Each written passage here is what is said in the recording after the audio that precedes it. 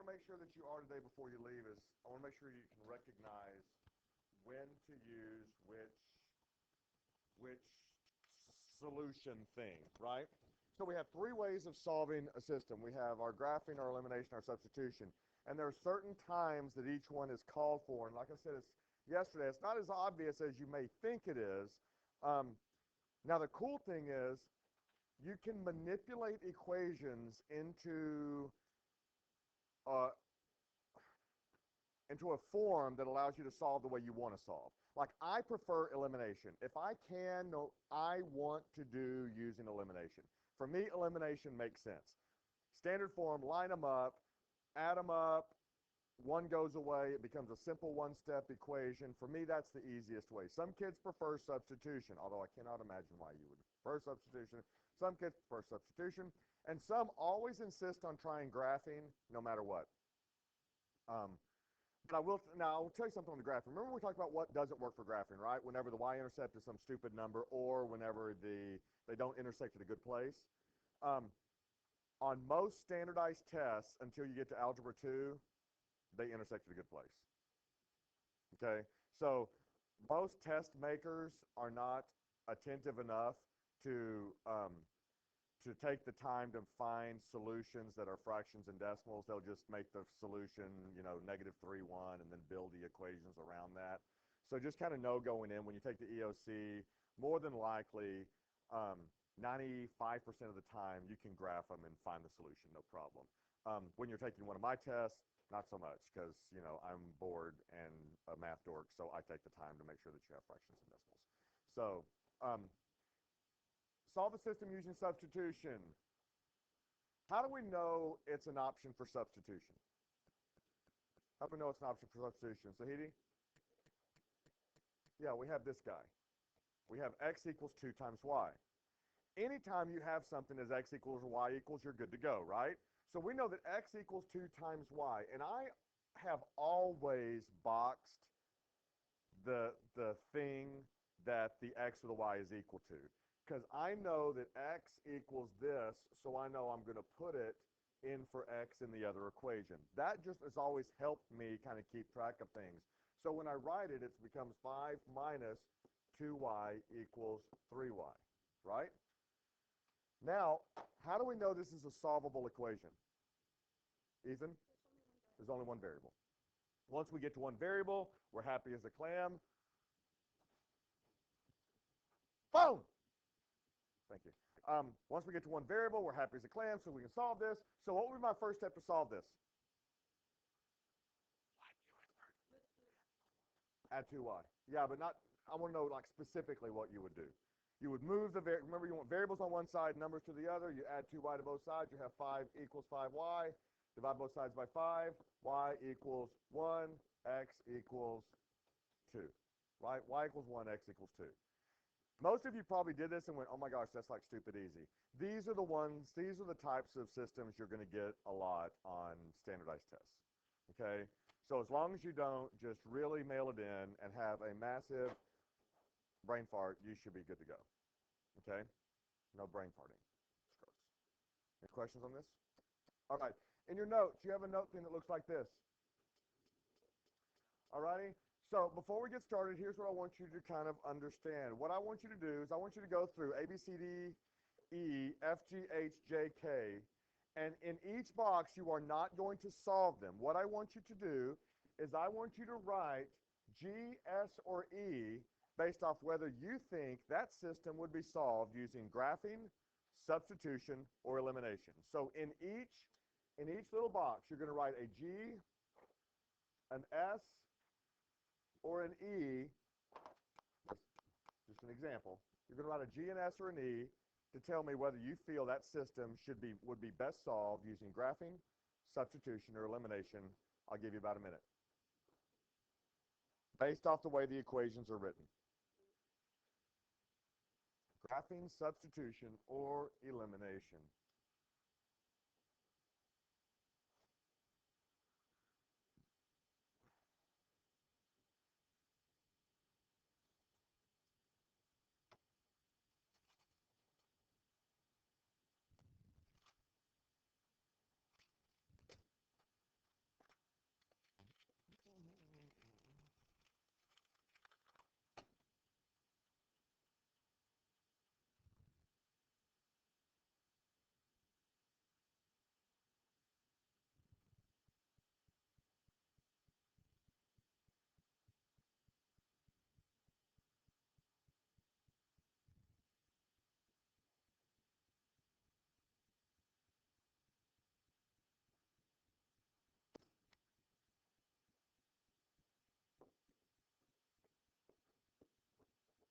30 more seconds.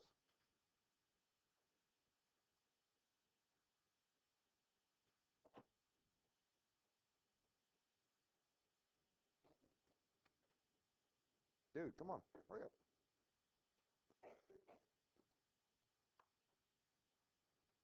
You should have a G, S, or an E in every box.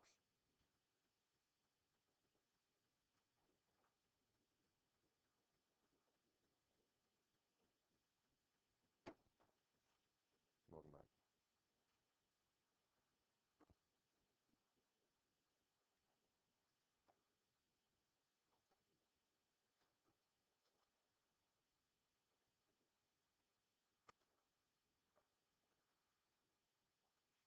All right, so let's see what we've got. Avery, what did you think for A? Tell me what you thought and why. Avery, what did you think for A and why? Do what? Not you, Avery. I'm sorry, boy Avery. My bad. Okay. Why did you choose G?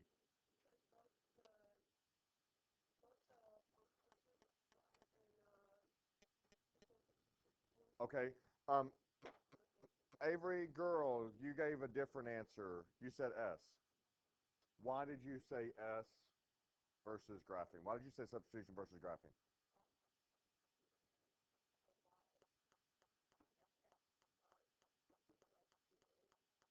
I would agree. If in order to graph these, like in order to graph this one, Avery, where would you have to start? You have to start at 60. More than likely, you do not have a graph whose y-axis goes to 60. And beyond that, who wants to go up 28.5 over 1? Up 28.5 over 1. That's probably not a reasonable expectation. I would say substitution is the one you would want to use. Okay? I would say substitution is what? Guys, pay attention to the details. The details are important. Pay attention to the details. How would you use substitution to solve this? How would you set it up, Joey?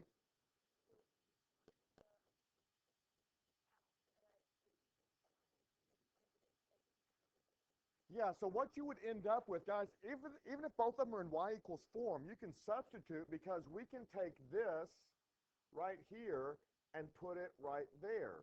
So you would end up with like 60 plus 28.5x equals 15 plus 36.5x.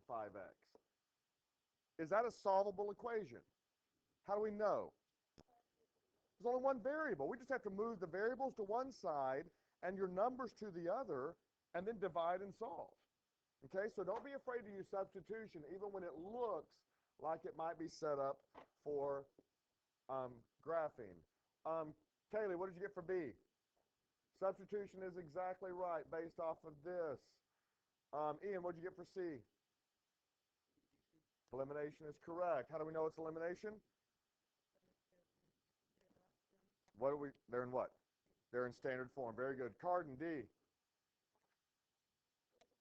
You could use substitution. What else could you have chosen? I wouldn't have used substitution.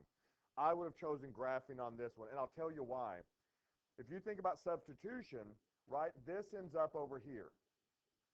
Then I have to move the variables, which means I have to add or subtract 3 halves x. I'm probably not going to do that because fractions suck. So I'm probably just going to use graphing instead of substitution, right? Let's see. Riley, what'd you get for E? How'd you get substitution for E? Oh, thank you, because you just freaked me out totally. Elimination is correct. We know it's elimination based off what? Because they're in standard form. Madison F. Substitution is correct. G, who wants G? Go ahead, Brady. Substitution is correct on that because one of the two is in y equal or x equal form. Mamie, what'd you get for H? I would have graphed that one as well. Andrew J.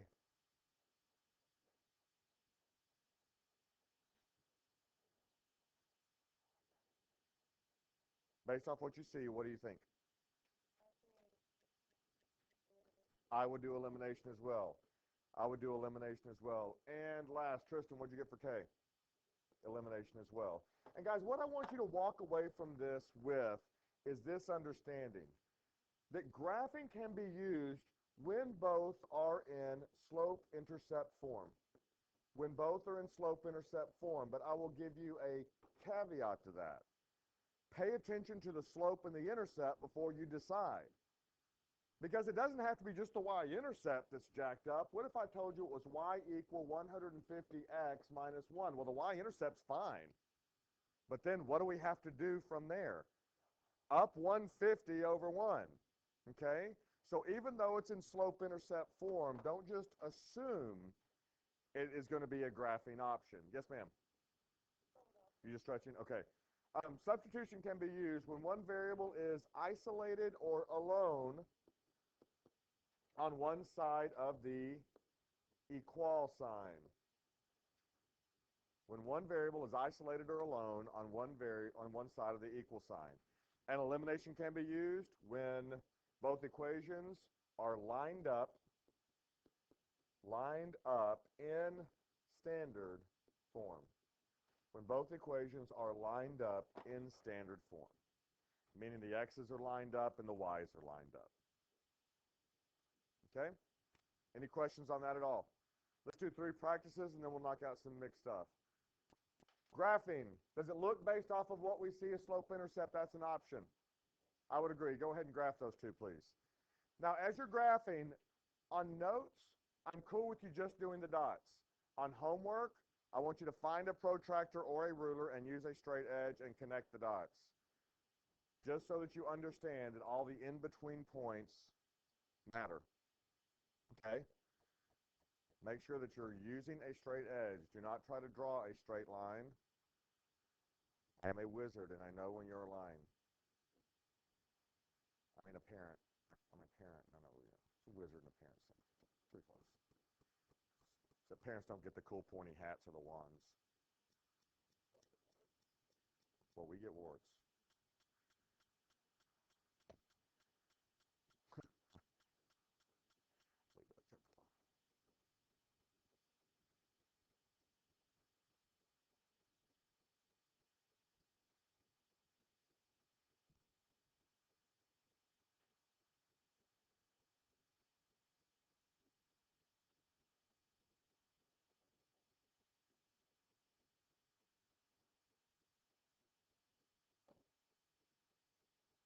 Done.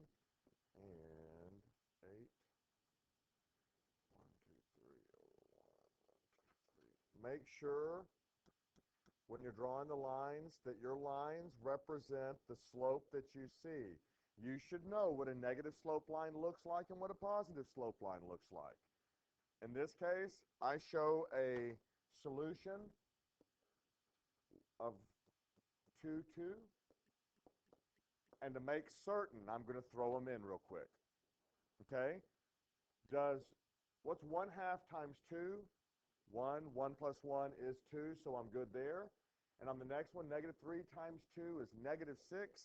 -6 plus 8 is also +2. So even when you graph it, it doesn't mean you shouldn't check it. You should always check it. Any questions on graphing? Cool. And remember, I do want them connected. Solve the next one by substitution. Yes. Solve the next one using substitution. Make sure you take your time and make sure at the end you're checking.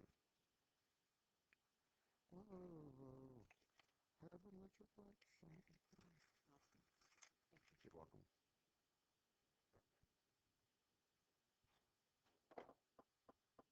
Remember, be careful on your distribution. Take your time.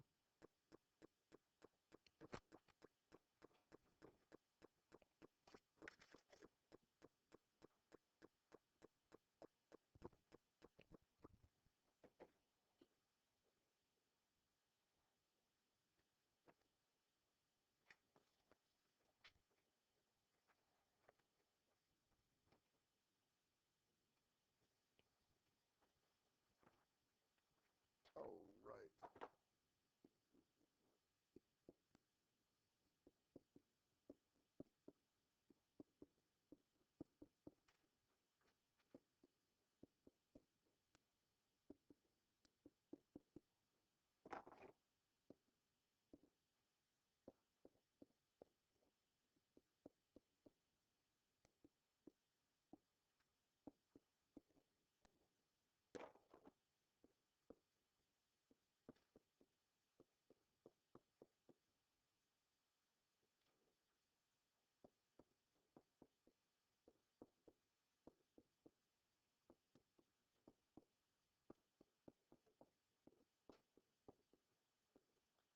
Got the point 1, negative 2. I'm going to jump back over and check it. That would be 3 plus 4. That does equal 7. And this would be 6 minus 5, which does equal 1, and I'm good to go. Easy to graph. I mean, easy to prove. Everybody good? Last one. Elimination. Remember, you must declare yourself an X hater or a Y hater.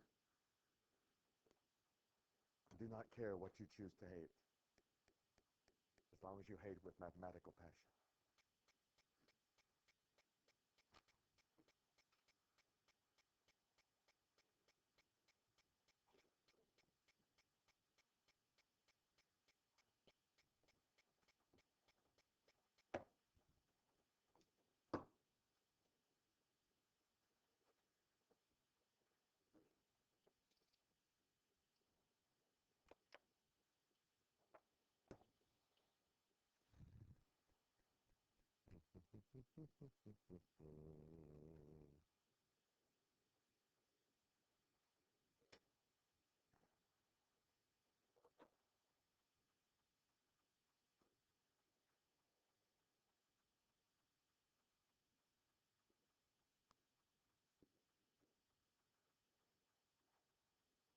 How many of you chose to eliminate the X values? Raise your hand. How many chose to eliminate the Y values? Okay, I'm going to go with Y. Oh, I see how Y, because it's just multiplying times positive numbers. So if I'm going to eliminate the Y, I'm going to multiply the top one by 7 and the bottom one times 2. That gives me 21X minus 14Y equals 42. On the bottom, it gives me 10X plus 14Y equals 82. Then I'm going to add.